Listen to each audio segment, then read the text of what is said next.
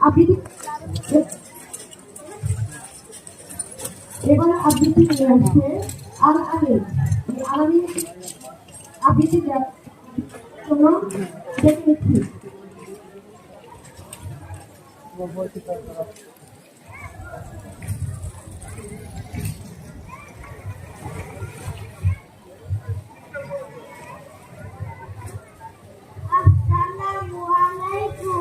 আমার নাম মোহাম্মদ আলামী।